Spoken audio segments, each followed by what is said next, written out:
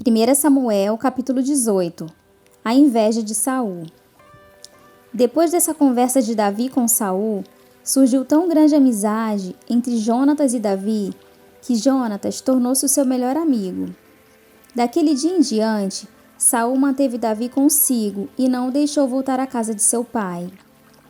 E Jonatas fez um acordo de amizade com Davi, pois se tornara o seu melhor amigo. Jonatas tirou o manto que estava vestindo e o deu a Davi com sua túnica e até sua espada, seu arco e seu cinturão. Tudo o que Saul lhe ordenava fazer, Davi fazia com tanta habilidade que Saul lhe deu um posto elevado no exército. Isso agradou a todo o povo, bem como aos conselheiros de Saul. Quando os soldados voltavam para casa, depois que Davi matou o filisteu, as mulheres saíram de todas as cidades de Israel ao encontro do rei Saul, com cânticos e danças, com tamborins, com músicas alegres e instrumentos de 3 cordas. As mulheres dançavam e cantavam. Saul matou milhares e Davi dezenas de milhares. Saul ficou muito irritado com esse refrão e, aborrecido, disse: atribuíram a Davi dezenas de milhares, mas a mim apenas milhares. O que mais lhe falta senão o reino? Daí em diante, Saul olhava com inveja para Davi.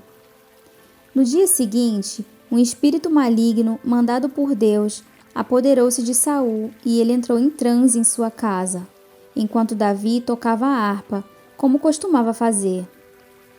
Saul estava com uma lança na mão e a atirou, dizendo: encravarei Davi na parede. Mas Davi desviou-se 2 vezes.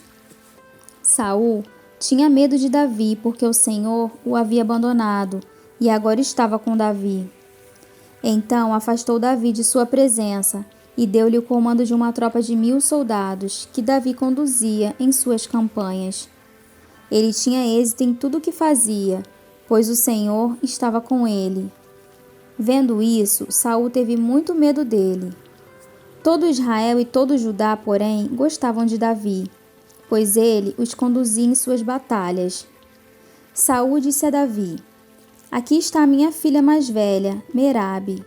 Eu a darei em casamento a você. Apenas sirva-me com bravura e lute as batalhas do Senhor. Pois Saul pensou: não matarei, deixo isso para os filisteus.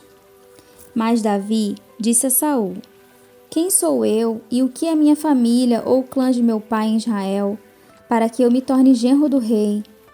Por isso, quando chegou a época de Merabe, a filha de Saul, ser dada em casamento a Davi, ela foi dada a Adriel de Meolá.